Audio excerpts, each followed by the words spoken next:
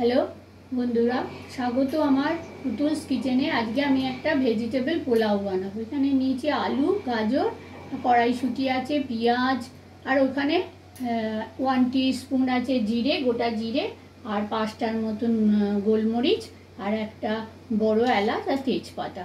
আর ওখানে আমি 1 কাপ চাল নিয়েছি, তার জন্য আমার ওখানে লাগছে 2 কাপ জল। সেইটা দিয়ে আমি, আর নুন আছে আর তেল আছে, এগুলো দিয়ে আমি কেমন করে বানাচ্ছি চলো আমি তোমাদের সাথে সেটা শেয়ার করব।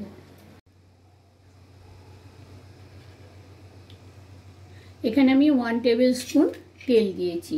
তেলটা যখন হয়ে গেছে তখন আমি এখানে আমার যে গোটা গরম মশলাগুলো রেখেছি সেগুলো দিয়ে দিচ্ছি। জিরে, গোলমরিচ, একটা বড় এলাচ প্রথমেই দিয়ে দিলাম, আর দিয়ে দিলাম তেজপাতা, আর এই জিরে আর গোলমরিচটা দিয়ে দেবো।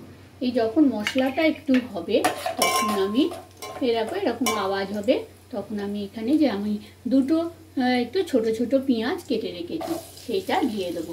এখানে যাদের ইচ্ছে হবে তারা দিতে পারে, ওই আদা রসুন এগুলো দিতে পারে, কিন্তু আমি এগুলো আর দিচ্ছি না। এগুলো একটু পেঁয়াজটা ভাজা ভাজা হোক। এখানে দেখো পেঁয়াজটা আমি ভাজার জন্য একটু লাল লাল হয়ে গেছে, আমি একটু চিনি দিয়েছিলাম। তারপরে এখানে আমার দুটো আলু আর একটা হাফ গাজর কাটা ছিল, সেইটাকে দিয়ে এবার আমি আর একটু ভালো করে ভেজে নেব। যখন একটু সবজিগুলো ভাজা ভাজা হয়েছে আমি এখানে 1 টেবিল স্পুন নুন দিয়ে দিলাম।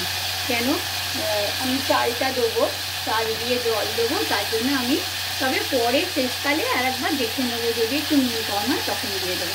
আর এখানে আমি চালটা ধুয়ে আধ ঘন্টার মতন ভিজিয়ে রেখেছিলাম। যেহেতু এটা বাসমতি চাল 8 ঘন্টা, কিন্তু যদি অন্য মোটা কোনো চাল হয় তাহলে সেটা পৌনে 1 ঘন্টা ভিজিয়ে রাখলে ভালো হবে। এবার এরকম 1 কাপ চালটা দিয়ে দিলাম, দিয়ে এটাকে আমি আরও 5 মিনিট ভাজবো। চালটাকে ভালো সবজিগুলোর সাথে নুন মশলাগুলোর সাথে ভালো করে একটু ভেজে নেব। এবার দেখো আমি এই চালটা আমার 5 মিনিট ভাজা হয়ে গেছে। 5 মিনিট হোক 4 মিনিট হোক, দিয়ে আমি এটার মধ্যে যেহেতু 1 কাপ চাল দিয়েছিলাম আমি 2 কাপের মতো জল দিয়ে দিলাম। দরকার হলে অল্প আর একটুখানি দিয়ে দিলাম। দিয়ে আমি এটাকে আরও গ্যাসটাকে, আর যখন আমি এটা হয়ে যাবে তখন আমি জলটা দিয়ে আমি এখানে তখন একটু কড়াইশুঁটি দিয়ে দেবো। তাহলে কড়াইশুঁটিগুলো অথচ মুখে পড়বে, অথচ সেদ্ধ হবে। ঠিক এই সময় কড়াইশুঁটিগুলো দিলে দেখবে ভালো লাগবে খেতে। এবার আমি এটাকে চাপা দিয়ে রেখে দেবো। ভাতটা যতক্ষণ না ঝরঝরে হচ্ছে, 10 মিনিট রাখলেই ভাতটা হয়ে যাবে। আমি আসছি 10 মিনিট বাদে। এই দেখো বন্ধুরা, আমার এইটা কেমন হয়েছে। এরকম করে প্রথমেই দেবে না, প্রথমে এরকম করে নাড়িয়ে নেবে, তাহলে দেখবে চালগুলো গোটা গোটা থাকবে। আর এই যে কড়াইশুঁটিগুলো আমি পরে দিয়েছি সেটার জন্য কড়াইশুঁটিগুলো একদম গোটা গোটা আছে। এইবারে এইগুলোকে আমি এইভাবে সার্ভ করে দেবো।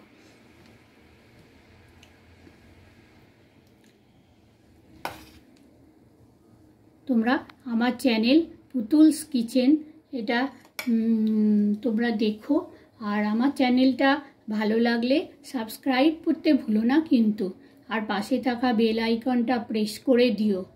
চলো, থ্যাংক ইউ।